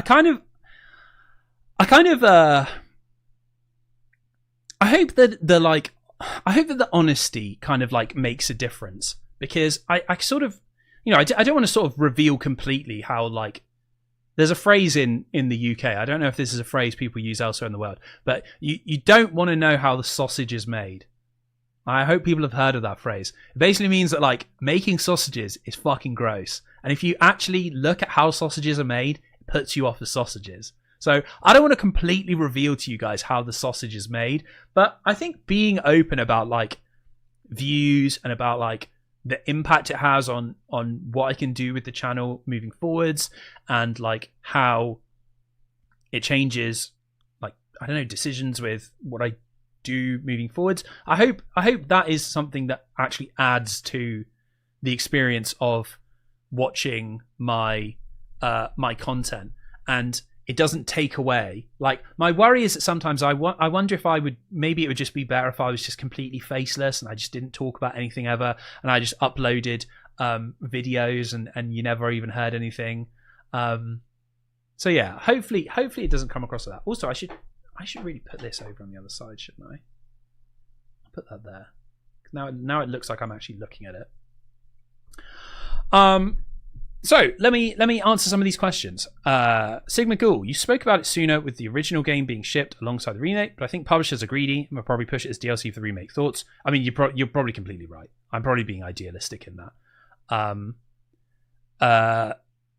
Yeah, they probably wouldn't do that because they probably just want to sell you on the remake and they don't want people to play the original. I wish it wasn't like that, but you are probably right. Video seemed like a return to form in a way. Where do you think the channel is headed content-wise? Well, I think I showed that little slide of future subjects I want to cover. I think, broadly speaking, I want to keep talking about big, interesting games, and talk about, and then weave in there a bit of like interesting, weird, experimental videos as well. I've got like a weird video that I've been working on for a while. I think I got a bit spooked by the heavy metal video because it made me think like, oh shit, like if I release this, is this going to get like 20k views? But I have been in the background working on like another themed, weird, big video that I hope people will like. But I don't think I'll release that next, but soon. So yeah. Do you feel like you can manage to upload more videos without overworking yourself? Love your videos, love to see more and the channel grow, but not stress yourself. No, so I think it'll be fine. I think the difference is that I think there was certain things this year that would have meant that, let's say like the BioShock video taking 3.5 months to make, that can't be the way that it works. That can't be the schedule that the channel works on. That can't be the schedule that I'm asking you guys to wait 4. That's just ridiculous. Like 3.5 months should be at the very, very least 2 videos. So I think we're looking at what I did last year. I think it's totally normal to expect to increase the output without increasing the stress. And in many ways, I think it could decrease the stress, because I think if a couple of the videos do like slightly better, there's less emphasis on each video. Like there's less pressure on each one. So I think that's the way to do it. Get yourself some sausages. Super Batman, thank you very much for the super chat. That's super kind of you, and I really appreciate it. That's very generous of you. Merry Christmas, and thanks for being so merry to me. Does this Demon Souls remake argument saying go to imply to Silent Hill 2, since you have so much to say about it? I gotta be honest, the Silent Hill 2 remake I didn't really enjoy that much. I really, really love Silent Hill 2 as a game. Silent Hill 2 remake didn't really do it for me, if I'm honest. I thought that the bits that were good were bits that were already in the original, and the bits that were new I largely didn't like that much. So I didn't think the new combat was super great. I thought it felt really good for the first 2 hours, and then by like hour 12 it's insanely repetitive, and like there's not enough, like, if you're going to do like a survival horror game with that level of combat, your combat system needs to be like Resident Evil 4, you know, or Dead Space 1. Like, I don't think there was enough like depth for that length playthrough, and I think that some of the changes they made to the pacing were quite bad. So like making the prison much, much longer, I think was a terrible idea. I think that people forget that Silent Hill 2 is quite like a pacey, prompt game. Like, it doesn't really drag. It's very much taking you from like big moment to big moment to big moment to big moment. And I think remaking like a 5 to 6 hour long game into like a 17 hour long game, I think is not the right call. Now, that being said, if you've never played Silent Hill 1 before and you don't care to play a PS2 game and you can't get into the controls or the camera or the combat, and you're not going to be able to do that, Silent Hill 2 Remake, great way to experience the story of Silent Hill. I'm not like, I don't like think it shouldn't exist, but like for me, it wasn't good for me, I guess. But then I don't think I was the audience for it. So I think that's my answer there. Sophie said, what do you think of the Gen AI situation? Of studios like Larian and Samful are under attack right now. This is a pretty tricky subject, because I don't think I know enough about the concept arting process or what it's like to be a small studio, or even AI in general, to claim to have an opinion that is like totally informed. I guess my gut reaction is that if the only places that AI has been used is in like sort of like almost as if it's like Google image searching, I don't think that's that bad, if I'm honest. Like, I don't think it's that morally different to them like flicking through a magazine and like cutting out an image from a magazine and like putting that into like a piece of art that they're then going to later change, as long as it later on is changed for a piece of original art made by a human, concepted by a human, you know. I think that's okay. But at the same time, it totally depends, because it depends on if that is true or if this is just a cover for using AI to create tons and tons of art. You know, I don't know, to be honest. I would think that, given the passion for art that comes from those two studios, I'm inclined to give them the benefit of the doubt here, and not just like. I think sometimes people want to be really upset about stuff, and so I think it can cause us to like not give the developers the benefit of the doubt on this. Like, if they say like, "Oh, it's just a mistake. It's not meant to. It was meant to be removed. It was. You know, we're a new studio. We don't know what we're doing shipping a game." Like, I can believe that. But it's tricky, because it's just like, yeah, is it like you know, the first crack in the armor that legitimizes, you know, AI being used, you know, in all throughout the dev process. I mean, I hope not, because I'm not into that in the slightest. But yeah, I don't know. It's a tough one. I think that having that debate on like Twitter is like never going to result in anything positive either way. Like, you know, that social media as a concept is absolutely fucking awful for having conversations. It's good for shouting opinions. It's terrible for having conversations about stuff. And the reality is that most of the people who are talking about this stuff don't know fucking anything about AI, don't know anything about making art, don't know anything about making games.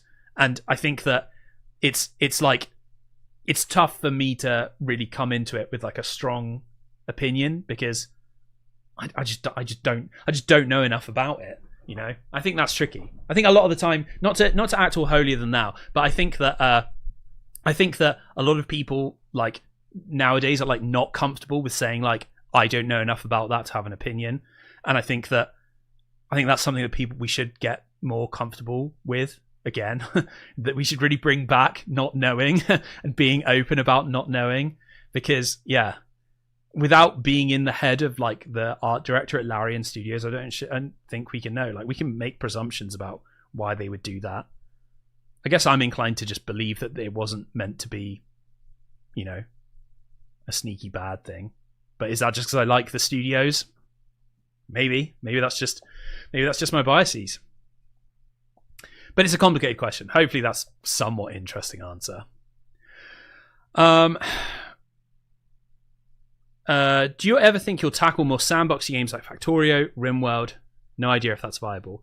I don't think so. Even though I do like games like that, I think they're very hard to create a compelling script about that's not just like, here's my playthrough, like a scripted Let's Play, basically. And I don't think I'm super good at that. I don't think that's what people want from the channel either, per se. So maybe not. Yeah. So, yeah. Sorry if you wanted a Factorio video. I'm not sure I will ever make one. Do you think single game reviews are the way to hit content creation goals? Definitely loved how in depth you were able to get with Alpha Protocol and Demon Souls. Probably yes. I think the reality is that probably the series retrospective, unless it's like a series that's like you know, got 2 games, or like maybe 3 games could work, but like you'd have to like really cut it down. Like I think that I think single game is probably the way to go moving forwards. It's not what I would necessarily want to do. I like making series retrospectives. I like talking about the whole thing in total. I just think it doesn't really work for YouTube anymore. Like, I think the 5-hour plus video, you know, unless you got like a real hardcore fan base that like loves you and like they're going to shoot that video up to like 400k. I don't know. I think even if that is viable, I think that for now, I don't think it's a super good idea. So I would quite like to make. I've always really wanted to make one about the Alien games. So maybe if the next 6 months goes well, make an Alien one. There was another one. When you do a retrospective on a franchise, how do you know when to stop digging or talking about the game? I wouldn't know where to stop personally. I mean, that is binary. That is a very hard question to ask. And I think that, if I'm honest, I think this year I have maybe gone too far. I think the Bioshock video, that's a good example. It probably could have been like an hour shorter. I probably didn't need to go as in depth as I did. But I just found it really interesting. I just kept researching and I kept reading and I kept watching podcasts and interviews, and I just found it really interesting. So I just kept writing, and everything that I found interesting about the games is in the video. And I think that's maybe not always the best way to go about it. You've got to kind of like think about think about like what makes for a good script as well, because that's the way I've done it before. Like, it's literally just like there's absolutely no way that I went into this thinking I was going to like run a YouTube channel. Like, I started writing these videos and because I just found it like interesting to do. I wanted to talk about video games and video game development and video game history. I found it interesting, So, and it just so happened that they kind of got popular. So it's like, it's nothing to do with like me knowing actually how to make a good YouTube video, because I really don't, as evidenced by this year. It's a complete fucking gamble all the time. So yeah, I don't fucking know. It sounds good, I guess. A random question, because I recently revisited Mass Effect 2. Didn't like it as much as I remembered. What's the last game you revisited and changed your opinion on, good or bad? That's an interesting question. I would say that maybe that is an interesting question. Probably BioShock Infinite, to be honest. Either BioShock Infinite or actually no, a better example, sorry, is Doom Eternal. I played Doom Eternal, replayed Doom Eternal this year, and I fucking loved it. And when I first played that game, when it first came out, I really didn't like it. Like, I thought it was just like way too complicated, wasn't like satisfying enough. I just wanted to like kill stuff, and I didn't have to like worry about like what buttons I was pressing and where I was aiming and like all the different little moves and stuff. And for some reason, when I replayed it this year, it just completely clicked. I absolutely friggin' loved it. Like, I loved like my fingers like dancing over the keyboard and like feeling like I'm, sort of, remember like Boris from GoldenEye, where he's like spinning his pen and he's just going like on the keys. It feels like doing that while you're playing a shooter. And for some reason, I just really, really enjoyed it this year. I don't know why. It's exactly the same game. I'm exactly the same person. For some reason, it just clicked. So I would say Doom Eternal. But it could be BioShock Infinite, because I feel like I was much less negative on it when I played it this year as well. When I first played BioShock Infinite, I thought it was stupid as fuck, and I really didn't like it. And when I replayed it this year, I kind of felt like I got what they were going for. Still not like a perfect game, super flawed. When you read about the development, even more obvious where the flaws are. But I kind of feel like I got Infinite, like what it was trying to do more than the first time I played it. Well, the first time I played it, did not like. But yeah, so maybe that as well. Your greatest storytelling, have you thought about putting the video story into the title, like Hidetaka Miyazaki, a dev with no experience that changed everything, or something like that? It's a tough one to do, because titles are kind of weird. Like, some titles simple and straightforward, say what the video is, they do well. Other ones more artsy, clickbaity, whatever. There's tons of different ways to do it. I don't really know. I kind of struggle to think up titles. I kind of liked the title for the Demon Souls one. It was kind of a bit more like, had a little bit more personality than normal. I got a good one for the next one. I don't know, we'll have to see.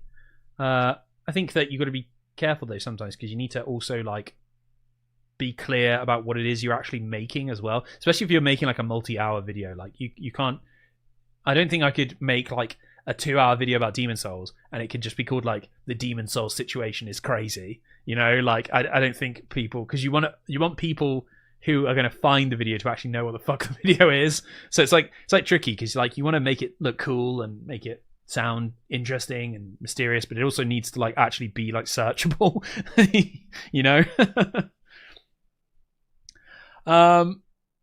Thank you for answering my question. I really enjoy your videos way more than anything else on the platform. It's insightful and thorough. Most channels I stumble upon try to milk watch time. Oh, Binary Gleam, I'm trying to milk watch time. Don't you worry. I'm trying to milk you guys for all you're worth. The Lavos situation is crazy. That would actually be a sick title for a Chrono Trigger video. A Chrono Trigger video that's just called the Lavos situation is crazy. Maybe I'm the idiot. Maybe I don't know what I'm talking about, because that sounds fucking good. Have you been asked about Metroid Prime 4 Beyond yet? I think the game's flawed, but still great in the end. So I have been playing it. I will be honest. The first 2 hours of it, I wasn't super impressed by. Like, it was like functional Metroid. But I wasn't super into it. For me, it kind of lacked the exploratory quality that I want from Prime, that I really like in Prime 1 and Prime 2. And it felt a lot like Prime 3 in that it was quite linear and gated. But I would say that Prime 3 sort of opens its areas up a bit more. So far, I haven't really felt that from Prime 4. And when I got to the desert, I really, really, really did not like the desert. There's been a lot of talk about the desert and how bad it is. And I kind of was like, I thought it was like funny.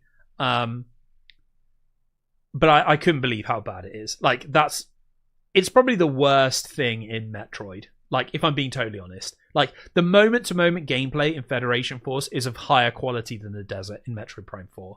You know? The storytelling in Other M is better than the desert in Metroid Prime 4. I don't know why that is in the game. Like, it doesn't add anything. It's like a huge pace killer. It looks like shit. There's no music. It barely even fits with the fantasy of Metroid. Like, and that's not to say it couldn't be cool. Maybe there could be like a version that maybe there could be a version of it that works, but for me it's just not what shipped in the game. I see Traveler Stars. I see people bring up the Hyrule Field to me. I've seen people bring up the Hyrule Field comparison. The problem is, I would say that the Hyrule Field is like full of little interesting stuff, and that's a Nintendo 64 game. Like, we were talking about it on stream, comparing it to the Great Sea from Wind Waker, and the Great Sea is full of like interesting, weird little things to find and interesting little moments, and you'll come across like you get into a fight, or like you'll have your treasure map and you can find little bits, and like the actual action of sailing your ship with the Wind Waker is fun. Getting on the bike is like I don't even think it's that fun. Like, I did the like racetrack bit at the start, and I was like, what the fuck is this? Why is this in the game? Why is there like a racetrack? I don't know. The actual Metroidy bits where you're like exploring a location, they're decent. They're good. Yeah, I don't know. I need to play more of it because I've really only played about 2.5 hours of it, maybe 3 hours of it, and so that's maybe like a third of the game. So I think I need to get further in before I can have like a full opinion. But that was my initial reaction to it. That it was sort of a bit, yeah.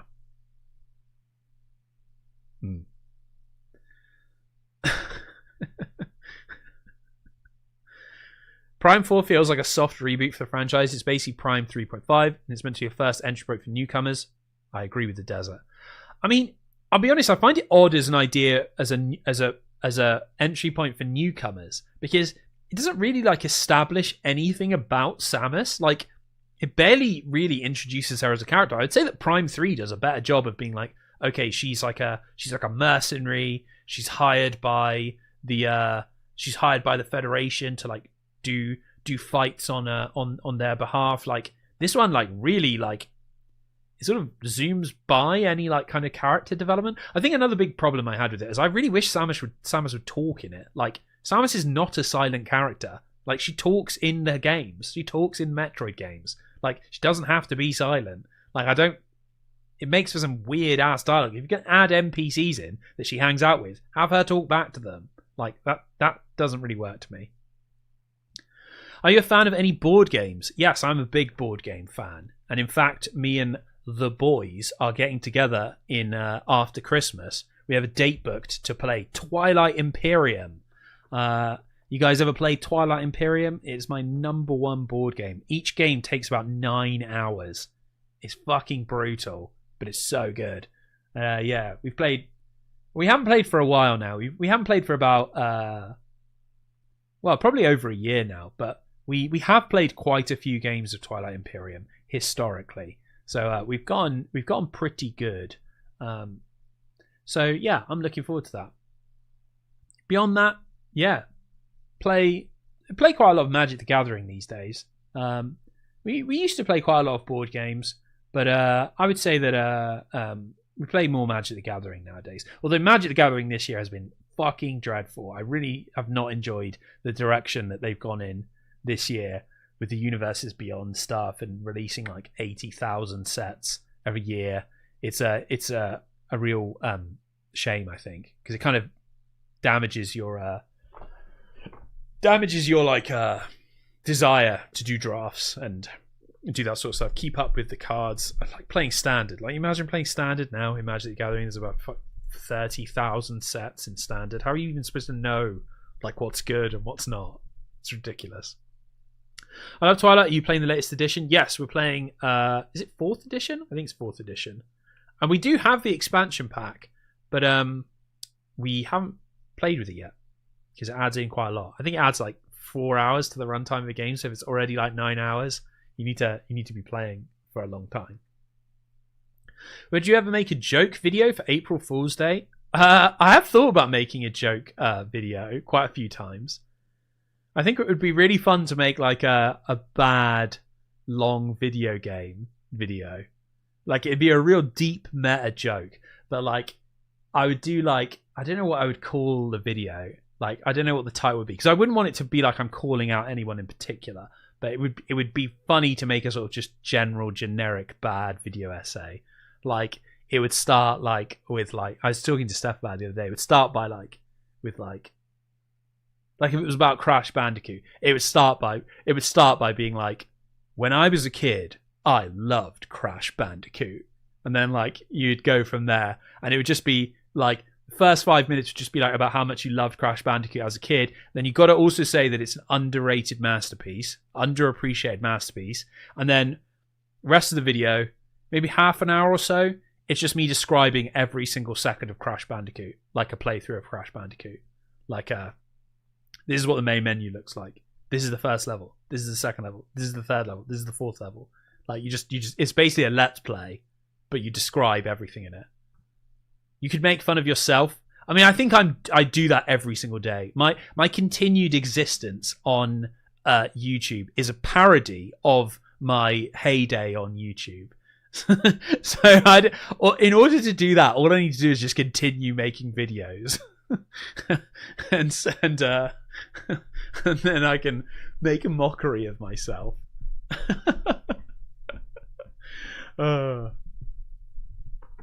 Would you tackle Xenogears? Maybe. I really like Xenogears. I really need to do like a proper JRPG soon.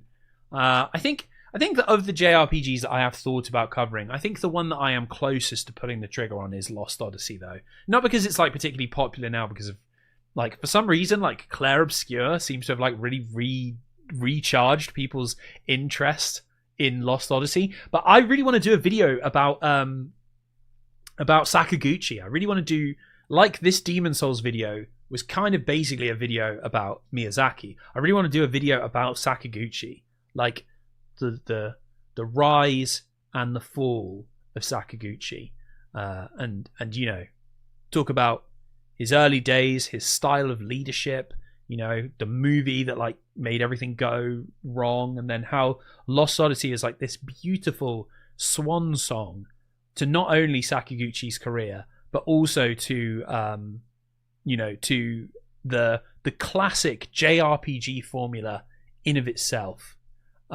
You know, I would say that would be a really interesting video, especially because so much of Lost Odyssey is kind of antiquated and old-fashioned and not of the direction that JRPGs were going in or have been in now. Like, I would say that, what year did Persona 5 come out?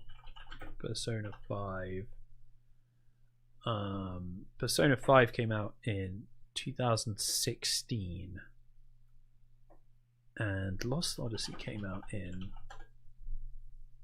2010? Oh, 2007. Okay, so there's about 10 years between them, so there is a bit of a gap, actually. Crash Bandicoot video essay opening. In 1941, President Roosevelt... Oh my god, that would be the perfect way to start it. In 1941, President Roosevelt made a declaration of war against Japan. That would be so funny. Like if you did, it's like that. It's like there's that man carrying things sketch, isn't there? Where it's like every video essay, and it's like a, I can't remember what the core of the joke is, but like it's literally like it's like chapter 1, the birth of cinema. It's like, it would be so funny to do like an actual serious version of that. Like do like I guess it would be funny to do like Star Fox Adventures or something. Do you like a really like I really like, kind of like innocuous. Oh my god, he's cooking in the chat. This is why Madge is such a better, like, just better brain for YouTube in general than me. The thumbnail is the end of Evangelion image, but with Crash's face in the ocean. The video makes itself. This is why I can't be trusted with a YouTube channel. I need to be employed as a researcher for someone else's channel. That's where I would shine. If some big channel that's like, you know, if there's some big channel out there that's like 2 million subscriber video game history channel, you know, is looking for someone to be like a researcher and like script writer, hit me up. That's where I do good. I cannot be that guy responsible for the creative side because I don't know what I'm fucking doing. Whereas we've got a genius here coming up with the end of Evangelion with Crash Bandicoot's face that starts with President Truman declaring war on Japan. Oh man, that's so funny. Oh my god. From a stranger on the internet, thank you for continuing on with producing Behemoths and Leviathan's worth of videos. Discovered you through Castlevania LOS. Oh man, thank you very much for saying that. I really appreciate that. What I will say is that this cycle of releasing a video, I have really enjoyed the positive comments on the channel. I've really taken them to heart, and I've really enjoyed reading them. It was very, very nice. People had really nice things to say, and they really landed with me. That's another one where I'm like, I hope it's like noticed that I read and reply to basically all of the comments, because I sort of don't know why I'm still doing that. But when I do it and it's like really nice messages from people, yeah, it does matter, and it does matter to me. So yeah. Anyway, with that brings us to 2 hours worth of streaming, which I think is more than enough from me. More than enough for you guys too. I don't want to subject you to any more nonsense bullshit. So what I will do is I will leave you with hey Matt, I'm hearing the new collaboration feature is like an algo shortcut. We should do a video where you're angry reviewing Silver Surfer and I'm your alter ego, the dark reviewer. I'm booking my plane tickets now.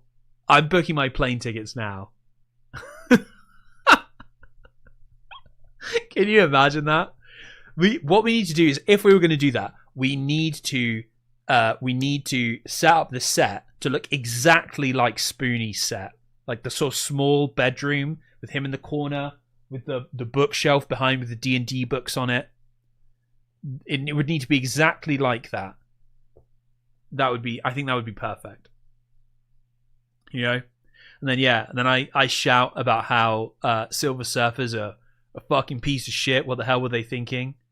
And then in through the door, the dark reviewer bursts in like, I have come to your universe to force you to play bad video games. And I'm like, oh, not bad video games, my arch nemesis. That would be fun. Before I ever stop doing YouTube, I'll do a video like that.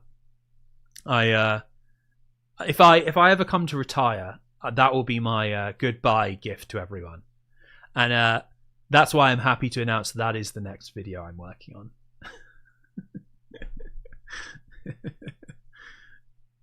I'm working on Silver Surfer review by me. That's a good Madular impression. Thomas Stone. It was not an impression of Madge. It was an impression of Spoonie's alter ego people. Don't you sneaky guys. Anyway, so there in the chat, there's another link to the Patreon. Don't make me say all the Patreon stuff again, but the truth is that's the stuff that keeps the channel going, not the views on YouTube. If you want the channel to stick around, please think about subscribing to the Patreon. It's half off at the moment. it's $4 fucking. That's less than a pint of beer. For less than a pint of beer, you can keep me alive. I'm on death's door here, guys. The IV is one coming straight from Patreon into my veins, and you could pour your Patreon support into that IV to help the machine keep beeping. So yeah.